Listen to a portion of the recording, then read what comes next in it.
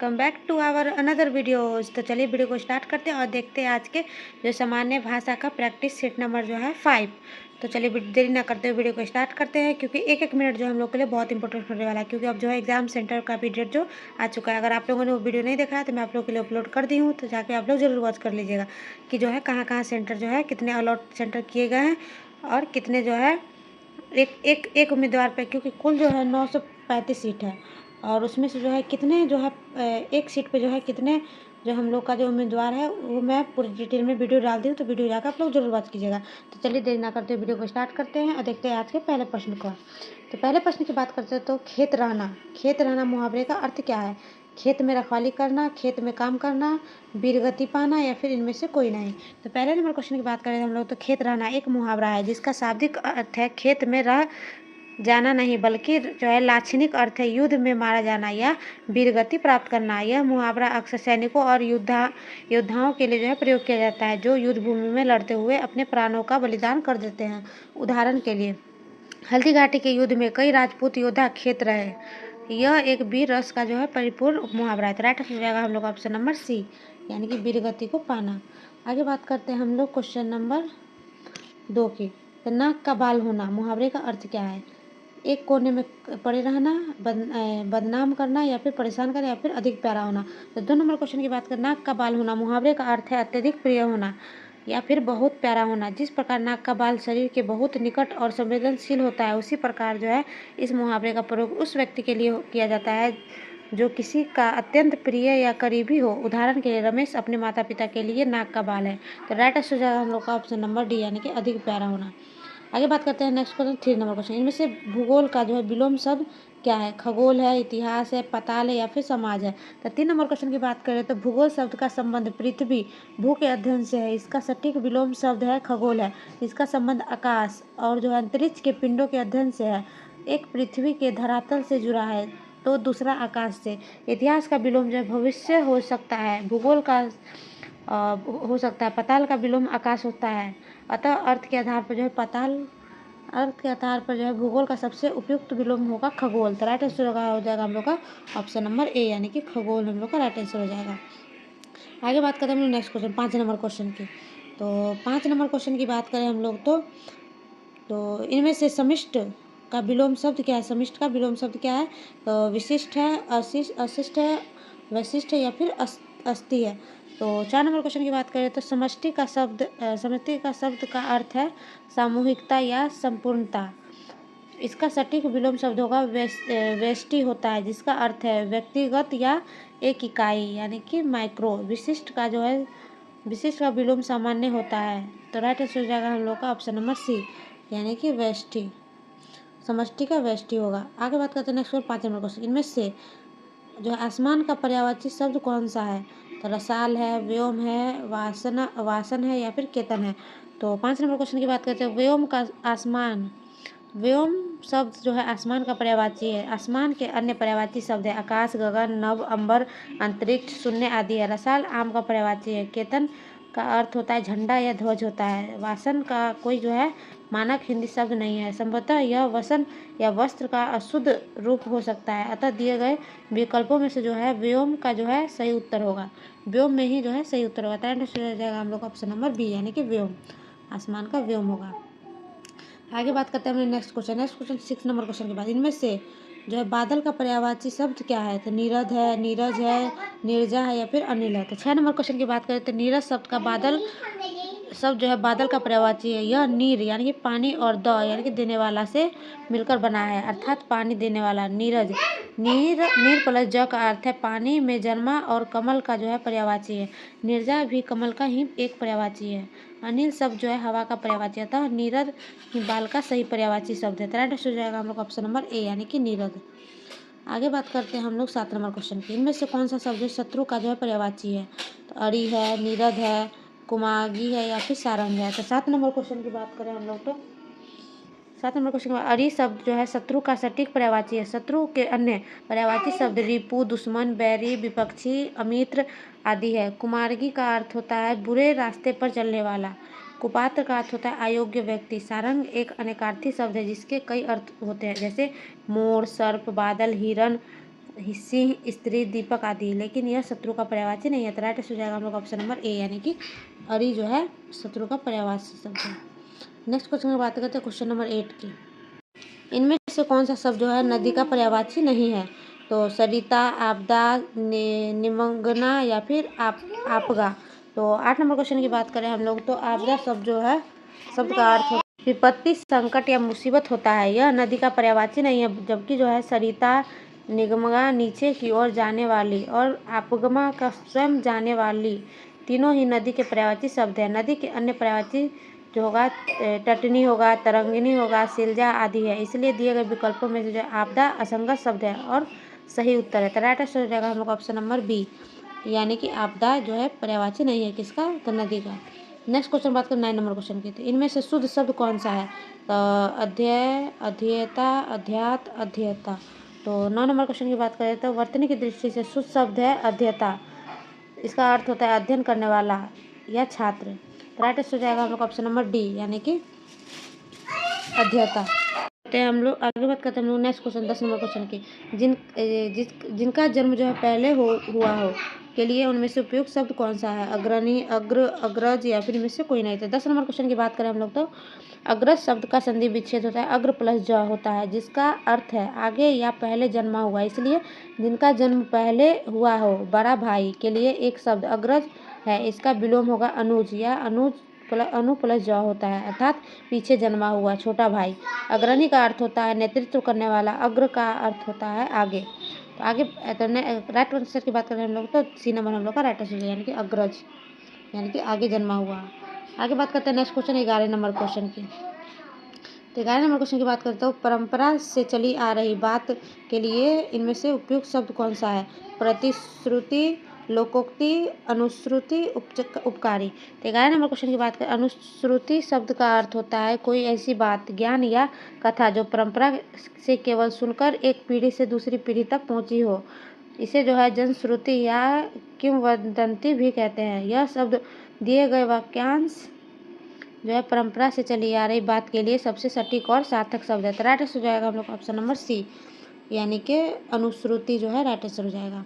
आगे बात करते हैं 12 नंबर क्वेश्चन। इनमें से कौन सा शब्द जो है बहुवचन है? माता, प्राण, लड़का या फिर किताब। तो 12 नंबर क्वेश्चन की बात करें हिंदी में कुछ शब्द ऐसे होते हैं जो सदैव बहुवचन में ही प्रयोग होते हैं। तो जैसे प्राण, दर्शन, आंसू, होश, बाल, हस्ताक्षर आदि। प्राण शब्द हमेशा बहुवचन होता है, जैसे उनके प्राण निकल गए। तो राइट आंसर हो जाएगा हम लोग ऑप्शन नंबर बी, यानी कि प्राण। आगे बात करते हैं हम लोग 13 नंबर सर्वनाम के कुल कितने भेद होते हैं? 5, 6, 7, 8। तो 13 नंबर क्वेश्चन की बात करें व्याकरण के अनुसार जो सर्वनाम के कुल 6 भेद होते हैं ये है पुरुषवाचक सर्वनाम और पुरुषवाचक सर्वनाम, निजवाचक सर्वनाम, अनिश्चयवाचक सर्वनाम, संबंधवाचक सर्वनाम, प्रश्नवाचक सर्वनाम और जो है निजवाचक सर्वनाम। तो ये हो गए 6 भेद। राइट आंसर हो जाएगा हम लोग ऑप्शन नंबर बी, यानी कि 6 भेद होता है। नेक्स्ट क्वेश्चन की बात करें 14 नंबर क्वेश्चन की। तो आद्रक का जो है तद्भव क्या है? अदरक है, आद्र है, अदरक है या फिर अदरक है। तो अदरक का क्या होगा? 14 नंबर क्वेश्चन की बात करें तो अदरक एक तत्सम यानी कि संस्कृत शब्द है। समय के साथ उच्चारण में परिवर्तन होने के कारण इसका तद्भव जो है अदरक प्रचलित हो गया है। तद्भव शब्द वे होते हैं जो संस्कृत से उत्पन्न हुए लेकिन रूप बदलकर हिंदी में प्रयोग होते हैं। तो अदरक, आद्र और अदरक वर्तनी की दृष्टि से अशुद्ध है। सही तत्सम आद्रक और सही तद्भव जो है अदरक होगा। तो राइट आंसर हो जाएगा ऑप्शन नंबर ए, यानी कि अदरक। नेक्स्ट क्वेश्चन की बात करते हैं हम लोग क्वेश्चन नंबर 15 की। क्वेश्चन नंबर 15 की बात करें हम लोग तो इनमें से कौन सा शब्द जो है तत्सम है? तो आँख, आंत, अंक, अंजलि। तो 15 नंबर क्वेश्चन के बाद दिए गए शब्दों में जो है अंक एक तत्सम शब्द है। इसके कई अर्थ है, संख्या, गोद, नाटक का अध्याय, आँख शब्द है। तो इसका राइट आंसर हो जाएगा हम लोग का ऑप्शन नंबर सी, यानी कि आंत, यानी कि हम लोग ऑप्शन नंबर सी यानी कि अंक। नेक्स्ट क्वेश्चन बात करते हैं 16 नंबर के क्वेश्चन की। नेक्स्ट क्वेश्चन 16 नंबर क्वेश्चन की बात करें तो कौन सा वर्ण जो है पंचमाक्षर है? म, द, ग या फिर स। तो 16 नंबर क्वेश्चन की बात करते हैं हिंदी वर्णमाला में स्पर्श व्यंजन के प्रत्येक वर्ग क वर्ग, च वर्ग, ट वर्ग, त वर्ग, प वर्ग के पांचवें अक्षर को जो है पंचाक्षर या नासिक्य व्यंजन कहा जाता है। ये है र, न, न, म। दिए गए विकल्पों में जो म, प वर्ग जो है प, फ, ब, भ, म का 5वां अक्षर है, इसलिए यह एक जो है पंचाक्षर है। द जो है त वर्ग का तीसरा यानी कि ग क वर्ग का जो है तीसरा वर्ण है और स जो है उसमें व्यंजन है। तो राइट आंसर जो आएगा हम लोग का ऑप्शन नंबर ए यानी कि म। आगे बात करते हैं नेक्स्ट क्वेश्चन 17 नंबर। हिंदी में मूलतः वर्णों की संख्या कितनी है? 50, 52, 53, 51। तो 17 नंबर क्वेश्चन की बात करें, हिंदी की मात्रक देवनागरी वर्णमाला में मूलतः 52 वर्ण माने जाते हैं, जिनका वर्गीकरण जो है इस प्रकार है। 11 स्वर है अ से ओ तक, और 2 जो है अयोगवा है अंग अह। 33 जो है व्यंजन है, 25 स्पर्श व्यंजन और 4 जो है अंतस व्यंजन है और 4 उष्म व्यंजन है। तो राइट आंसर हो जाएगा हम लोग का ऑप्शन नंबर बी यानी कि 52। आगे बात करते हैं नेक्स्ट क्वेश्चन के 18 नंबर। निम्नलिखित में से कौन सा उष्म व्यंजन है? प, भ, ड या ह। तो उष्म व्यंजन की बात करते हैं हम लोग। तो 18 नंबर क्वेश्चन बात करें, उष्म व्यंजन वे व्यंजन होते हैं जिनके उच्चारण में मुख से एक विशेष प्रकार का गर्म हवा यानी कि उष्मा निकलती है। हिंदी वर्णमाला में 4 उष्म व्यंजन है, तलावे स, बुधन स, दन स और ह। दिए गए विकल्पों में ह एक उष्म व्यंजन है। तो राइट आंसर हो जाएगा हमको ऑप्शन नंबर डी यानी कि ह जो है एक उष्म व्यंजन है।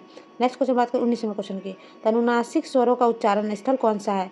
नाक और मुंह है, नाक है, ओष्ठ है और या फिर मुंह है या फिर ओष्ठ है। तो 19 नंबर क्वेश्चन की बात करें तो अनुनासिक जो कि चंद्रबिंदु स्वरों का उच्चारण नाक और मुंह बाहर दोनों ही सहायक से होते हैं।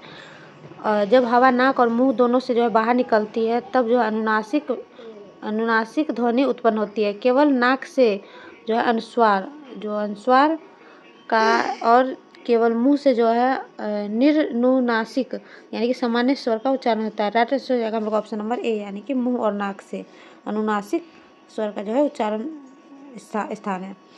आगे बात करते हैं नेक्स्ट क्वेश्चन। तो यहाँ पे जो है हम लोग को अनुच्छेद पढ़कर जो दिए गए प्रश्न को से उत्तर देना है। तो 20 से 21 तक का जो है इसका उत्तर देना है।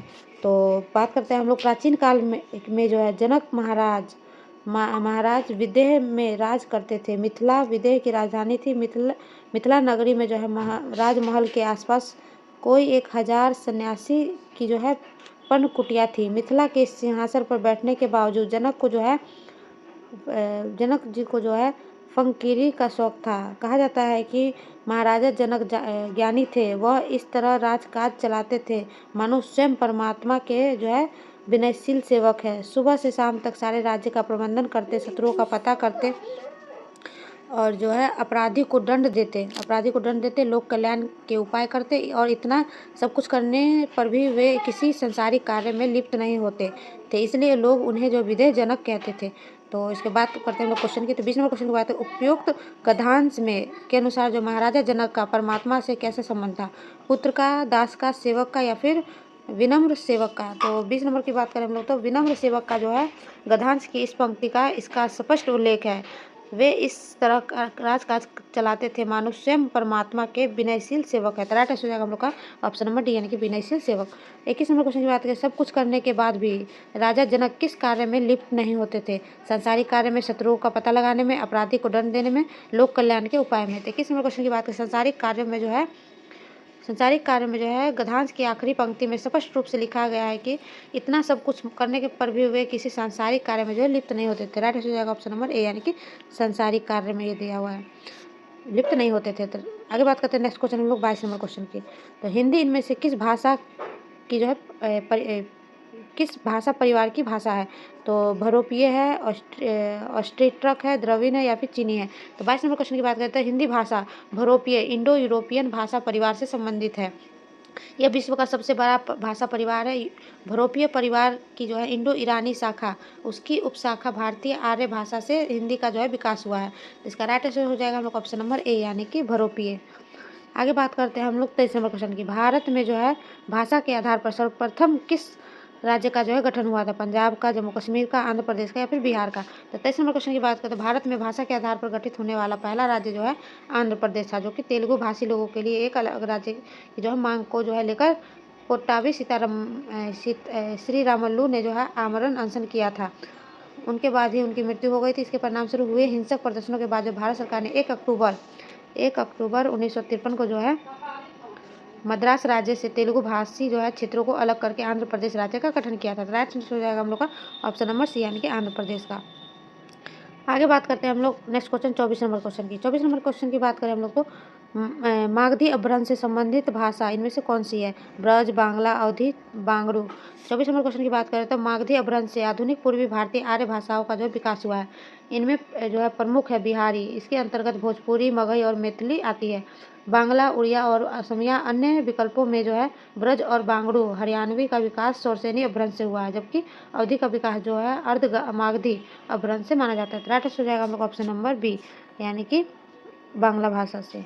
आगे बात करते हैं हम लोग अब 25 नंबर क्वेश्चन की। नेक्स्ट क्वेश्चन 25, इनमें से किस उपन्यास की पृष्ठभूमि आलंचित है?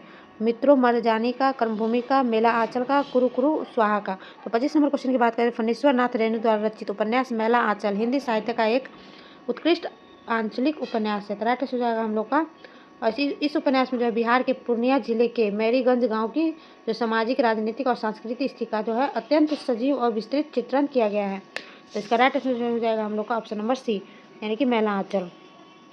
और किसके बारे में बताया गया? तो बिहार के जो पूर्णिया जिले के मैरीगंज गांव की बात जो है सामाजिक, राजनीतिक और सांस्कृतिक स्थिति के बारे में जो बताया गया है। तो आगे बात करते हैं क्वेश्चन नंबर 26 की। नेक्स्ट क्वेश्चन 26 नंबर, इनमें से किस रचना की पृष्ठभूमि में सांप्रदायिक की जो है त्रासदी है?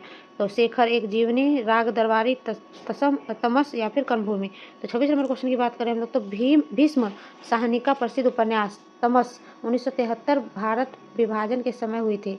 सांप्रदायिक हिंसा और त्रासदी पर आधारित है। इसे 1975 में जो है साहित्य अकादमी पुरस्कार मिला था। शेखर एक जो है जीवनी मनोवैज्ञानिक उपन्यास, राग दरबारी जो है व्यंग्यात्मक उपन्यास और कर्मभूमि जो है स्वतंत्रता आंदोलन पर जो है आधारित है। तो राइट आंसर हो जाएगा हम लोग का ऑप्शन नंबर सी, यानी कि तमस। कितने कब हुआ था? तो 1973 में। आगे बात करते हैं नेक्स्ट क्वेश्चन 27 नंबर क्वेश्चन की बात करें हम लोग, इनमें से हिंदी के प्रथम सूफी कवि कौन थे? तो जायसी थे, मुल्ला दाऊद थे, या फिर मुल्ला वजीही थे, या फिर नूर मोहम्मद थे। तो 27 नंबर क्वेश्चन की बात करें हम लोग तो हिंदी साहित्य के इतिहास में अधिकांश विद्वान मुल्ला दाऊद को प्रथम सूफी कवि मानते हैं। उनकी रचना चंदायन या लोर कहा रचना काल जो है 1379 ईस्वी को हिंदी का प्रथम सूफी प्रेमाख्यान काव्य माना जाता है। तो राइट आंसर हो जाएगा हम लोग ऑप्शन नंबर बी, यानी कि मोहम्मद दाऊद को जो है माना जाता है। आगे बात करते हैं हम लोग नेक्स्ट क्वेश्चन 28 नंबर क्वेश्चन की बात करें तो चंदायन इनमें से लोक कथा पर आधारित है। चनैनी का, यूसुफ जुलेखा, या फिर लैला मजनू, या फिर सोरी फरहाद का। तो 28 नंबर क्वेश्चन की बात करें तो मुल्ला दाऊद द्वारा रचित सूफी काव्य चंदायन की कथा जो है लोर चंदा या चनैनी की लोक कथा पर आधारित है। यह पूर्वी भारत में प्रचलित एक प्रसिद्ध लोक गाथा है, जिसमें नायक लोरिक और नायिका जो है चंदा के प्रेम का वर्णन है। राइट आंसर हो जाएगा हम लोग ऑप्शन नंबर ए, यानी कि चनैनी। आगे बात करते हैं हम लोग 29 नंबर क्वेश्चन, रीतिकाल को जो है श्रृंगाल काल इनमें से किसने कहा था? तो विश्वनाथ प्रसाद मिश्र ने, रामचंद्र शुक्ल ने, या फिर रमाशंकर शुक्ल रसाल ने, या फिर मिश्र बंधु ने। तो 29 नंबर क्वेश्चन की बात करते हैं आचार्य विश्वनाथ प्रसाद मिश्र ने जो है रीतिकाल को श्रृंगाल काल नाम दिया था। उनका मानना था कि इस काल की जो कविता का मुख्य विषय जो है श्रृंगाल रस था। तो राइट आंसर हो जाएगा हम लोग ऑप्शन नंबर ए, यानी कि विश्वनाथ प्रसाद मिश्रा ने। आगे बात करते हैं हम लोग नेक्स्ट क्वेश्चन 30 नंबर क्वेश्चन की। तो 30 नंबर क्वेश्चन की बात करते हैं हम लोग 30 नंबर क्वेश्चन में, प्रेमचंद इनमें से किस पत्रिका के संपादक थे? तो ज्ञानोदय का, आजकल का, दिनमान का, हंस का। तो 30 नंबर क्वेश्चन की बात करें तो मुंशी प्रेमचंद ने जो है 1930 में हंस नामक साहित्यिक पत्रिका का प्रकाशन आरंभ किया था। इस पत्रिका का उद्देश्य प्रगतिशील और यथार्थवादी साहित्य को बढ़ावा देना था। उन्होंने अपने जीवन काल में माधुरी और जागरण जैसी अन्य पत्रिका का भी संपादन किया। तो राइट आंसर हो जाएगा ऑप्शन नंबर डी, यानी कि हंस। आगे नेक्स्ट क्वेश्चन 31 नंबर क्वेश्चन की, रामकृष्ण मिशन द्वारा जो है संचालित किस पत्रिका का संपादन सूर्यकांत त्रिपाठी निराला ने किया था? तो रंगीला, मतवाला, सुधा, या फिर समन्वय। तो 31 नंबर क्वेश्चन की बात करें, सूर्यकांत त्रिपाठी निराला ने जो है 1922 में जो है रामकृष्ण मिशन कलकत्ता द्वारा प्रकाशित पत्रिका समन्वय के संपादक कार्य में जो है सहयोग किया था। राइट आंसर हो जाएगा ऑप्शन नंबर डी, यानी कि समन्वय। आगे बात करते हैं हम लोग 32 नंबर क्वेश्चन की। तो 32 नंबर क्वेश्चन की बात करें हम लोग तो इनमें से जो है संचारी भाव की संख्या कितनी होती है? 36, 10, 32, 33। तो जो हम लोग 32 नंबर क्वेश्चन की बात करें तो काव्य शास्त्र में रस के 4 अंग होते हैं, स्थायी भाव, विभव, अनुभव और संचारी भाव। संचारी या व्यभिचारी भाव से जो है क्षणिक भाव होते हैं, जो मन में उत्पन्न होकर स्थायी भाव को पुष्ट करते हैं और फिर विलीन हो जाते हैं। ये पानी के बुलबुले की तरह होते हैं। आचार्यों ने संचारी भाव की कुल संख्या जो है 33 मानी है। इनमें से जो है हर्ष, विषाद, चिंता, गर्व, ग्लानि आदि शामिल है। राइट आंसर हो जाएगा हम लोग ऑप्शन नंबर डी, यानी कि 33। आगे बात करते हैं हम लोग क्वेश्चन नंबर 33 की। क्वेश्चन नंबर 33 की बात करें हम लोग तो वीर रस में इनमें से कौन से गुण जो है की प्रधानता रहती है वीर रस में? तो वीर रस में कौन सी प्रधानता रहती है? तो ओज, प्रसाद, माधुर्य, यही सभी। 33 नंबर क्वेश्चन की बात, काव्य शास्त्र में 3 प्रमुख काव्य गुण माने जाते हैं। ओज, प्रसाद और माधुर्य। ओज गुण का जो है संबंध उन काव्य रचनाओं से है जिन्हें पढ़कर या सुनकर मन में जो है उल्लास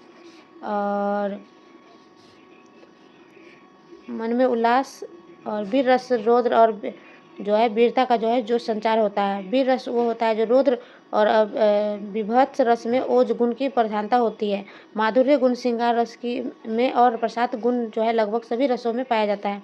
अतः वीर रस में ओज गुण की प्रधानता होती है। तो राइट आंसर हो जाएगा हम लोग का ऑप्शन नंबर ए, यानी कि वीर रस जो है ओज में होता है। क्वेश्चन की बात करें 34 नंबर क्वेश्चन की, तो बीती विभावरी जागरी, अंबर पनघट में डूबो रही तारा, घट उषा नागरी, इनमें से कौन सा अलंकार है? उपमा, यमक, उत्प्रेक्षा और रूपक। तो 34 नंबर क्वेश्चन की बात करें, इस पंक्ति में रूपक अलंकार है। रूपक अलंकार में उपमेय और उपमान में जो है अभेद स्थापित किया जाता है, अर्थात उपमेय पर उपमान का जो आरोप कर दिया जाता है। यह अंबर पर पनघट का तारा पर घट यानी घड़े का और उष्मा भोर पर जो है नागरी। राइट आंसर हो जाएगा ऑप्शन नंबर डी, यानी कि रूपक। आगे बात करते हैं 35 नंबर क्वेश्चन की। 35 नंबर क्वेश्चन की बात करते हैं, पहला ज्ञानपीठ पुरस्कार किस भाषा के लेखक को जो है मिला था? तो कन्नड़, मराठी, हिंदी, मलयालम। तो 35 नंबर क्वेश्चन की बात करते हैं, भारत का सर्वोच्च साहित्य सम्मान ज्ञानपीठ पुरस्कार सर्वप्रथम जो है 1965 में मलयालम भाषा के लेखक श्री शंकर कुरूप को प्रदान किया गया था। उन्हें जो है उनके कविता संग्रह ओटक्कम कुशल बांसुरी के लिए जो है यह पुरस्कार मिला था। हिंदी भाषा में यह पुरस्कार पहली बार 1968 में जो है मिला था। हिंदी भाषा में यह पुरस्कार 1968 में सुमित्रानंद पंत को उनकी कृति चिदम्बरा के लिए जो है दिया गया था। राइट आंसर हो जाएगा हम लोग का 1900 ऑप्शन नंबर डी, यानी कि मलयालम भाषा को जो है पहली ज्ञानपीठ पुरस्कार मिला था। नेक्स्ट क्वेश्चन बात करते हैं हम लोग 36 नंबर क्वेश्चन की। 36 नंबर क्वेश्चन की बात करें हम लोग, इनमें से एक बहुवचन है क्या है? अनेको, अनेक, एक एक, या फिर इनमें से कोई नहीं। तो 36 नंबर क्वेश्चन के बाद, एक का सही बहुवचन अनेक होता है। अनेक शब्द स्वयं में बहुवचन है, इसलिए अनेकों का प्रयोग जो है व्याकरण की दृष्टि से अशुद्ध माना जाता है। तो राइट आंसर हो जाएगा ऑप्शन नंबर बी, यानी कि अनेक। नेक्स्ट क्वेश्चन बात है 37 नंबर क्वेश्चन की। 37 नंबर क्वेश्चन की बात करें तो इनमें से संवृत स्वर कौन सा है? ओ, ई, ओ या फिर अ। तो 37 नंबर क्वेश्चन की बात करें हम लोग तो मुख से खुलने मुख विवर के आधार पर जो है स्वरों के 4 भेद होता है। संवृत स्वर वे होते हैं जिनका उच्चारण में मुख लगभग बंद रहता है। ई, छोटी ई, बड़ी ई, छोटू ऊ, बड़ू ऊ संवृत स्वर है। तो राइट आंसर हो जाएगा ऑप्शन नंबर बी, यानी कि ई। आगे बात करते हैं हम लोग क्वेश्चन नंबर 38 की। नंबर 38 के बाद इनमें से कौन सा वाक्य जो है शुद्ध है? तो मोहन सुबह ही पटना सिधार गया। मोहन जो है सुबह ही पटना चला गया। मोहन जो है सुबह ही पटना में पधार गया। तो 38 नंबर क्वेश्चन की बात करें तो वाक्य जो है बी जो है व्याकरण की दृष्टि से सबसे शुद्ध और स्वाभाविक है। सिधार गया और पधार गया का प्रयोग इस संदर्भ में अनुपयुक्त है। पटना को चला गया को जो है को कर्म कारक का जो है अनावश्यक प्रयोग है। तो राइट आंसर हो जाएगा हम लोग का ऑप्शन नंबर बी, यानी कि मोहन जो है सुबह ही पटना चला गया। तो राइट आंसर हम लोग ऑप्शन नंबर बी हो जाएगा। नेक्स्ट क्वेश्चन बात है 39 नंबर क्वेश्चन की। आलोचना पत्रिका का क्या स्वरूप है? तो अर्धवार्षिक है या फिर त्रैमासिक है या फिर द्विमासिक है या फिर मासिक है। तो 39 नंबर क्वेश्चन की बात करें हम तो आलोचना हिंदी की एक प्रतिष्ठित साहित्यिक और आलोचनात्मक पत्रिका है। यह एक त्रैमासिक पत्रिका है, अर्थात 3 महीने में एक बार प्रकाशित होती है। वर्तमान में इसका जो है प्रकाशन राजकमल प्रकाशन द्वारा किया जा रहा है। तो राइट आंसर हो जाएगा ऑप्शन नंबर बी, यानी कि त्रैमासिक है, यानी कि जो है 3 महीने में एक बार ही प्रकाशन होता है। आगे बात करते हैं हम लोग नेक्स्ट क्वेश्चन 40 नंबर क्वेश्चन की। 40 नंबर क्वेश्चन की बात करें, रामचंद्र शुक्ल जो इनमें से किसे हिंदी की प्रथम मौलिक कहानी माना है? 11 वर्ष का समय, इंदुमती, दुलाई वाली या फिर एक टोकरी भर मिट्टी। तो 40 नंबर क्वेश्चन आचार्य रामचंद्र शुक्ल ने जो है किशोरी लाल गोस्वामी द्वारा रचित इंदुमती जो है हुआ था 1900 में जो है प्रकाशित हुआ था, को हिंदी की पहली मौखिक कहानी माना है। हालांकि कुछ अन्य विद्वान इस पर जो है अलग अलग मत भी रखते हैं, लेकिन शुक्ल जी का मत जो है सर्वाधिक प्रचलित है। राइट आंसर हो जाएगा ऑप्शन नंबर बी, यानी कि इंदुमती। आगे बात करते हैं हम लोग नेक्स्ट क्वेश्चन बात करें हम लोग 41 नंबर क्वेश्चन की। तो 41 नंबर क्वेश्चन की बात करें हम लोग तो वह बहुत अच्छा लड़का है। वाक्य में वह जो है कौन सा सर्वनाम है? निजवाचक, संबंधवाचक, अनिश्चयवाचक या फिर निजवाचक। तो 41 नंबर क्वेश्चन की बात करें, वह वाक्य में निश्चयवाचक सर्वनाम है जो किसी निश्चित व्यक्ति या वस्तु की ओर संकेत करता है। इसके उदाहरण है वे, यह, वह। तो राइट आंसर जाएगा ऑप्शन नंबर डी, यानी कि निश्चयवाचक सर्वनाम।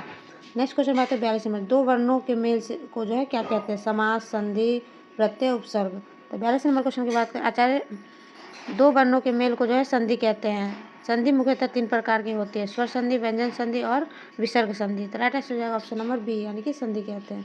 नेक्स्ट क्वेश्चन बात 43 नंबर, अत्याचार का संधि विच्छेद क्या है? अति प्लस चार, अति प्लस आचार, अत्य प्लस आचार या फिर अति प्लस त्यार। तो 43 नंबर क्वेश्चन की बात करें, अत्याचार का संधि विच्छेद होगा अति प्लस आचार है। यह यन संधि का उदाहरण है जिसमें जो है ई प्लस आ मिलकर या बनाया है। तो राइट आंसर हो जाएगा ऑप्शन नंबर बी, यानी कि अति प्लस आचार। आगे बात करते हैं हम लोग नेक्स्ट क्वेश्चन 44 नंबर क्वेश्चन की बात करें हम लोग तो द्वंद्व समास का उदाहरण है प्रतिदिन, भूखा प्यासा, उपयुक्त में से एक से अधिक या फिर उपयुक्त में से कोई नहीं। तो 44 नंबर क्वेश्चन की बात करें हम लोग तो जिस समास में दोनों पद प्रधान हो या और जो है एक दूसरे के विलोम हो उसे द्वंद्व समास कहते हैं। विग्रह करने पर जो है इसमें जो है योजक या समुच्चय बोधक शब्दों का प्रयोग होता है। तो राइट आंसर हो जाएगा हम लोग का ऑप्शन नंबर बी, यानी कि जो है भूखा प्यासा। आगे बात करते हैं हम लोग, यहाँ पे और बीच में आ जाता है भूखा और प्यासा।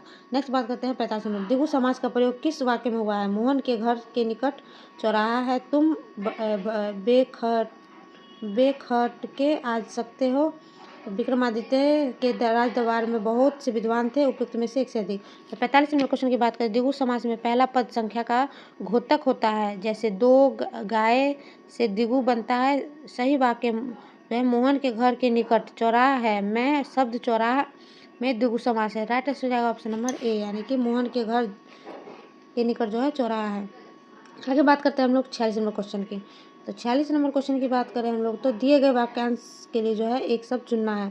तो जो मोक्ष चाहता हो, मुमुक्षु, मोक्षालु, मोक्ष प्रिय, अमोक्षीय। तो 46 नंबर क्वेश्चन की बात करें तो मुमुक्षु वह व्यक्ति होता है जो मोक्ष की जो है प्राप्ति की आकांक्षा जो है इच्छा रखता हो। मोक्ष की इच्छा रखने वाला व्यक्ति जो होता है अभिलाषी है। ऐसे व्यक्ति का वर्णन किया जाता है जो संसार के बंधनों से मुक्त होकर के जो है परम गति या निर्वाण प्राप्त करने की तीव्र आकांक्षा रखता हो। तो राइट आंसर हो जाएगा हम लोग का ऑप्शन नंबर ए, यानी कि मुमुक्षु। आगे बात करते हैं हम लोग क्वेश्चन नंबर 47 की। निम्नलिखित वाक्यांश के लिए एक शब्द बताएं। कम बोलने वाला, मितभाषी, वाचाल, मिष्टभाषी या फिर उपयुक्त में से एक से अधिक। तो 47 नंबर क्वेश्चन की बात कम बोलने वाला के लिए जो है मितभाषी का सही शब्द है जो मीठा बोलता है, मिष्टभाषी जो अधिक बोलता है, वाचाल। तो राइट आंसर हो जाएगा हम लोग ऑप्शन नंबर ए, यानी कि मितभाषी जो कम बोलता है। वाचाल हो गया जो ज़्यादा बोलता है। नेक्स्ट क्वेश्चन बात करें 48 नंबर, इनमें से कौन सा वाक्य जो है शुद्ध नहीं है? तो विष्णु के अनेकों नाम है, तलवार एक शस्त्र है, यह आगरे की मिठाई है, उसे पुत्र हुआ है। 48 नंबर क्वेश्चन की बात करें हम लोग तो दिए गए प्रश्नों के विकल्पों में शुद्ध वाक्य नहीं है। विष्णु के अनेकों नाम है, शुद्ध वाक्य होगा विष्णु के अनेक नाम है। राइट आंसर हो जाएगा हम लोग का ऑप्शन नंबर ए, यानी कि विष्णु के अनेक नाम है, अनेकों नाम नहीं होगा। आगे बात करते हैं हम लोग क्वेश्चन नंबर 49 की। नेक्स्ट क्वेश्चन बात करें हम लोग क्वेश्चन नंबर 49 की। तो निम्नलिखित वाक्यों में से जो शुद्ध वाक्य है, आप सपरिवार युक्त आइए, गुरुजी ने उसे आशीर्वाद प्रदान किया, मेरे को जो है पाठ याद करना है, मुझे यह काम नहीं करना है। तो 49 नंबर क्वेश्चन की बात करते हैं, मुझे यह काम नहीं करना है शुद्ध वाक्य माना जाता है क्योंकि यह वाक्य व्याकरणिक रूप से सही है और एक सुसंगत विचार प्रस्तुत करता है। राइट आंसर हो जाएगा हम लोग का ऑप्शन नंबर डी, यानी कि मुझे यह काम नहीं करना, ये राइट आंसर हो जाएगा। आगे बात करते हैं हम लोग 50 नंबर पर, निम्नलिखित में से जो है पुत्र का पर्यायवाची कौन सा नहीं है? सूत, आत्मज, तन्या या फिर लाल। तो 50 नंबर क्वेश्चन की बात करें, सूत, आत्मज और लाल जो है ये सभी पुत्र के पर्यायवाची है, जबकि तन्या का मतलब होता है बेटी होता है, इसलिए जो तन्या पुत्री का जो है पुत्र का पर्यायवाची नहीं है। तो राइट आंसर हो जाएगा हम लोग का ऑप्शन नंबर सी, यानी कि तन्या मीन्स होता है पुत्री या बेटी, इसलिए ये जो है पुत्र का पर्यायवाची नहीं होगा। तन्य हो जाएगा, त न या तन्य या लग जाएगा तो ये पुत्री का हो जाएगा। यह नहीं लगेगा तो ये पुत्र का हो जाएगा। तो राइट आंसर का हम लोग का कन्या। तो यही इसी के साथ जो है इस वीडियो पार्ट को यहीं पे एंड करती हूँ। और 50 नंबर क्वेश्चन तक नेक्स्ट 50 क्वेश्चन जो हम लोग नेक्स्ट वीडियो में कवर करेंगे। तो मिलते हैं आपसे नेक्स्ट वीडियो में एक नेक्स्ट 50 क्वेश्चन के साथ। तब तक के लिए अपना ख्याल रखिए, अपनी पढ़ाई को नए आगाम तक ले जाइए और इस प्रैक्टिस सेट के माध्यम से अपनी पढ़ाई को और मजबूत कीजिए। तो मिलते हैं आपसे नेक्स्ट वीडियो में। तब तक के लिए bye bye, tata and take care. Please video पसंद आते हैं लाइक शेयर सब्सक्राइब करना बिल्कुल ना भूलिएगा। अपने दोस्तों को ज़्यादा से ज़्यादा शेयर कीजिए। तो मिलते हैं आपसे नेक्स्ट वीडियो में। तब तक के लिए bye bye, tata and take care. Thanks for watching. Bye bye, thank you, धन्यवाद।